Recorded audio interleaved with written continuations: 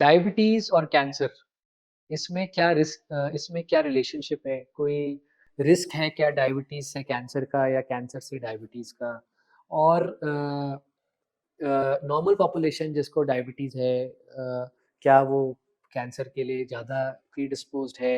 And cancer का patient जिसको diabetes है उसमें क्या कॉम्प्लिकेशंस आ सकते हैं? इस वीडियो में हम लोग यही कोशिश करेंगे थोड़ा अनरेवल करने की।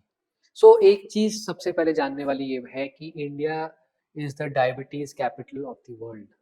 वर्ल्ड के सबसे ज़्यादा डायबिटीज़ के केसेस हमारे कंट्री में होते हैं। दूसरा जानने की चीज़ है कि India is soon going to be the cancer capital of the world. हम लोगों के पॉपुलेशन की वजह से नंबर ऑफ केसेस इतने ज़्यादा होने वाले हैं इन द कमिंग ईयर्स कि हमारे को इस बीमारी के बारे में ना चाहते हुए भी जानना पड़ेगा। तो सबसे पहले तो जानने की चीज़ ये है कि क्या डायबिटिक्स के अंदर कैंसर का इंसिडेंस ज़्यादा है? तो research is going on. It's not a straight forward relationship, but certainly diabetic patients के अंदर कैंसर का रिस्क ज़्यादा है। इसके इस फेवर में हमारे पास कुछ डेटा आ रहा है, कुछ डेटा है। पेशेंट्स स्पेशली मेल और फीमेल में भी देखें तो women are at least 6% more prone for cancer. women diabetics are 6% more prone for cancer as compare to men diabetes. तो डायबिटीज के मरीज के अंदर life time risk of cancer ज्यादा है, फैक्ट ये नंबर 1 है। नंबर 2 फैक्ट है कि विमेन डायबिटिक्स के अंदर कैंसर का रिस्क ज्यादा है, इसका भी हमारे पास प्रमाण है।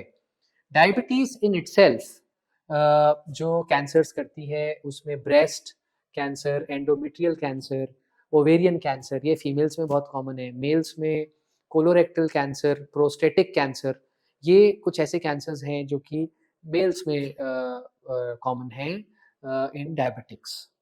सो जानने वाली बात यह है कि डायबिटीज से कैंसर होता क्यों है? Cancer is basically because of DNA damage. और डायबिटीज एक ऐसी स्टेट है जिसमें बॉडी क्रोनिक स्ट्रेस में रहती है। Chronic stress and hyper inflamed state एक ऐसी स्टेट समझिए आप जैसे कि बॉडी के अंदर ऐसे केमिकल्स रिलीज हो रहे हैं जो कि बॉडी को परसिस्टेंटली स्ट्रेस में रख रहे हैं। उन केमिकल्स की वजह से डीएनए डैमेज की इंसिडेंस बढ़ती है और डैमेज डीएनए का रिपेयर का इंसिडेंस घटता है। नॉर्मली एक आदमी का या लेडी पर्सन का डीएनए डैमेज हो जाएगा तो वो रिपेयर हो जाएगा, बट डायबिटिक्स में ये रिपेयर कॉम्प्रोमाइज्ड होता है। मल्टीपल कारण है इसका। एक कारण है कि इंसुलिन डायबिटिक्स के अंदर ज़्यादा बनती है, उसकी वजह से कुछ ग्रोथ फैक्टर्स ऐसे हैं जिससे कैंसर हो सकता है। डायबिटीज़ के अंदर शुगर जो होती है डायरेक्टली कॉज करती है, कैंसर को प्रमोट करती है। एंड क्रोनिक स्ट्रेस तो मैंने बताया ही। तो ये सारा कॉम्बिनेशन मिला जुला के एक नॉर्मल व्यक्ति को कैंसर की ओर धकेलता है। और अगर वो डायबिटिक पेशेंट साथ में स्मोकर है या अल्कोहलिक है तो समझिए कि risk is many fold increased for such kind of patients.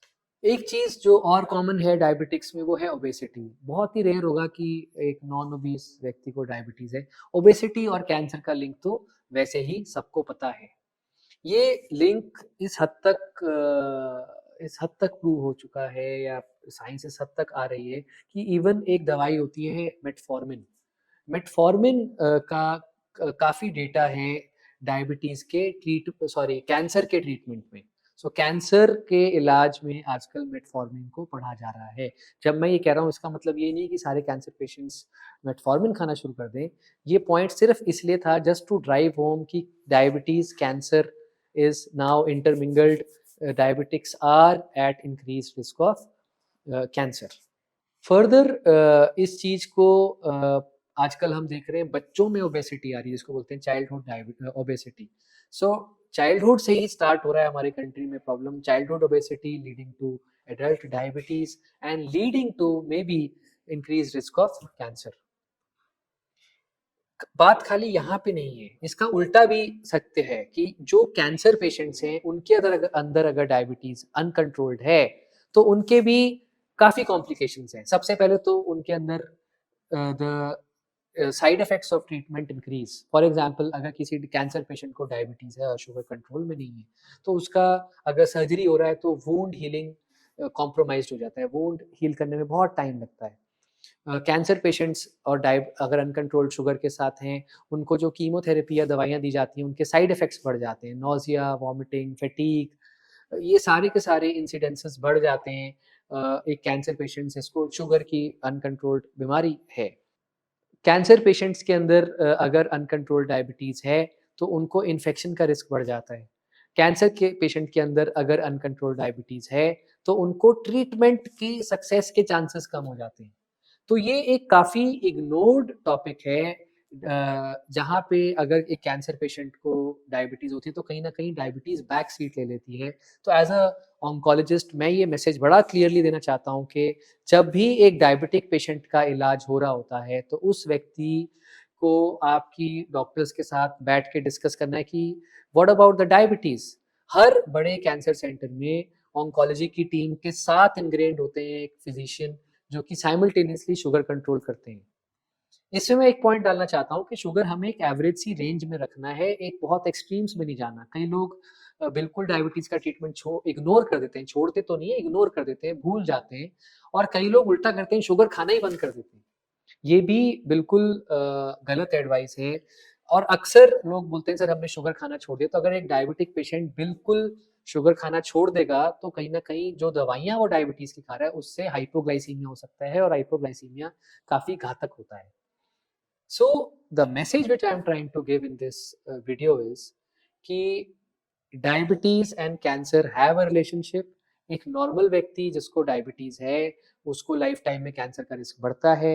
एक कैंसर का पेशेंट अगर उसको डायबिटीज है तो कॉम्प्लिकेशन ज्यादा आते हैं। तो आप अगर एक कैंसर के पेशेंट हैं या कैंसर पेशेंट आपकी फैमिली में है और उसको डायबिटीज है तो आपके कैंसर के डॉक्टर के साथ मिलके डायबिटीज पे भी उतना ही फोकस रखना है जितना कैंसर के ट्रीटमेंट में रखा है। Thank you. हम लोग ये वीडियोस बनाते हैं ताकि कैंसर जैसी बीमारी के बारे में हम लोग अवेयरनेस कर सकें। टारगेट ये है कि जिनको कैंसर है उनको इन वीडियो से कुछ फ़ायदा मिल सके। जो नॉर्मल पॉपुलेशन है वो कैंसर की तरफ ना बढ़े, उल्टी तरफ हमारा कंट्री एक हेल्थी इंडिया की तरफ बढ़े। To promote such videos we need your help. So if you like such videos please subscribe to our channel and please share such videos. Thank you.